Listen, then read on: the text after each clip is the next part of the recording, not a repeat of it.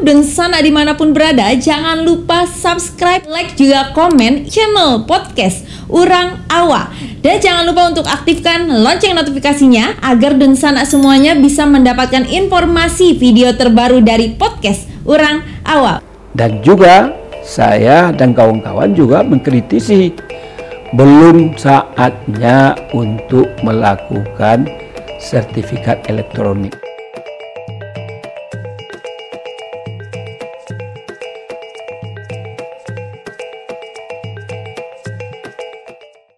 Assalamualaikum warahmatullahi wabarakatuh. Alhamdulillah hari ini kita telah bersama salah satu anggota dewan yang terhormat, ada Bapak Dr. Andes Haji Gus Pardigaus MSI.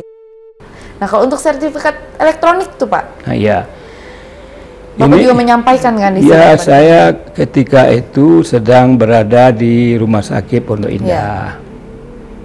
Lalu saya diwawancarai oleh El Sinta berkaitan tentang kebijakan Menteri ATR BPN Pak Sofyan Djalil, di mana kebijakan itu didasari oleh Peraturan Menteri Nomor 1 Tahun 2021, di mana beliau akan memberlakukan Peraturan Menteri Nomor 1 Tahun 2001 itu adalah tentang sertifikat elektronik, di mana di dalam salah satu klausulnya itu menyatakan bahwa pemberlakuannya dimulai semenjak tahun 2021. Saya katakan di berbagai media medsos dan juga di El Sinta bahwa kebijakan yang diambil oleh Menteri ini, kami Komisi 2 sebagai mitra daripada kementerian itu tidak pernah menginformasikan, tidak pernah mengkonsultasikan. Dan juga saya dan kawan-kawan juga mengkritisi belum saatnya untuk melakukan sertifikat elektronik. Banyak hal yang perlu dilakukan, pembenahan yang dilakukan oleh Menteri ATR dan BPN itu. Masalah duplikasi sertifikat, masalah mafia tanah yang disampaikan oleh mantan wakil menteri Dino Patijalal, dan juga ada kasus di Malalo dan lain sebagainya. Ya, banyak persoalan, masalah hak guna bangunan, hak guna usaha dan lain sebagainya, dan banyak persoalan lain. Dan yang lebih penting itu sebetulnya kemarin pun saya diwawancarai oleh El Sinta, dialog interaktif, bahwa saya sampaikan bahwa yang paling penting itu bagaimana memanfaatkan IT itu untuk belum kepada sertifikat elektroniknya, tetapi bagaimana cara dalam pendaftaran secara elektronik. Nah, itu beda.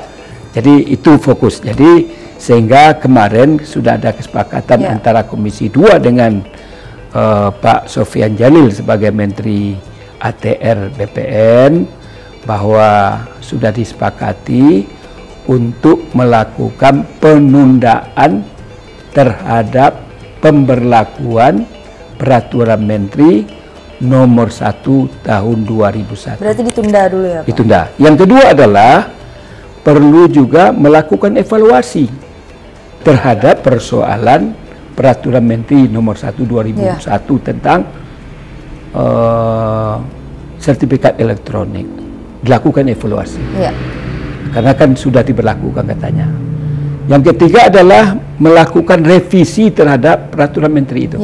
Jadi ada 3 poin yang kita mintakan kepada Menteri ATR BPN Pak Sofyan Djalil, dan beliau juga sudah menyepakati, dan itulah yang saya suarakan ketika sidang paripurna kemarin pada hari Selasa tanggal kemarin 23 Maret 2021.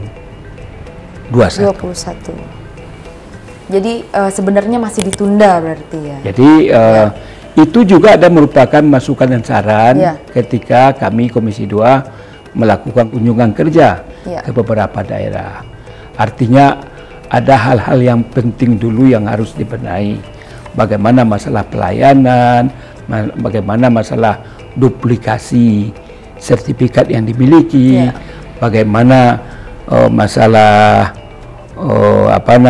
sindikat terhadap yang sindikat itu, orang yang punya sertifikat bisa saja berubah menjadi kepemilikan A menjadi pemilikan B. Ini berarti orang dalam juga ada bermain berarti ya Pak? Diduga juga melakukan. Kalau nggak ada orang dalam tentu nggak mungkin. Nah, inilah banyak persoalan-persoalan yang dan banyak pembenahan-pembenahan yang harus dia lakukan dulu. Kalau ini sudah selesai tidak ada masalah, juga persoalan penarikan sertifikat. Jadi masyarakat juga takut satu-satunya kekayaan yang dimiliki itu adalah sertifikat. Sekarang sertifikat itu mau diserahkan, mau disimpan oleh BPN.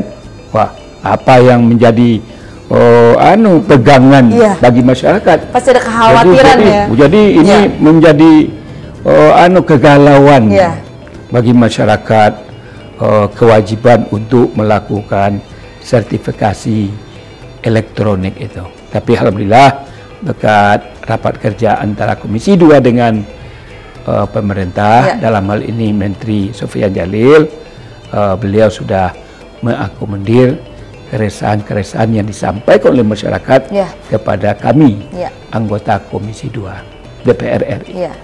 Itu sudah mulai ditanggapi ya Pak ya? Bukan ditanggap, disikapi. Iya, sudah disikapi. Sekian sudah obrolan dan perbincangan kita bersama dengan Bapak Dr. Andes Haji Gus Pardi Gaus MSI. Semoga bisa menjadi inspirasi untuk kita semuanya dan bisa mengambil hikmahnya yang baik. Wassalamualaikum warahmatullahi wabarakatuh.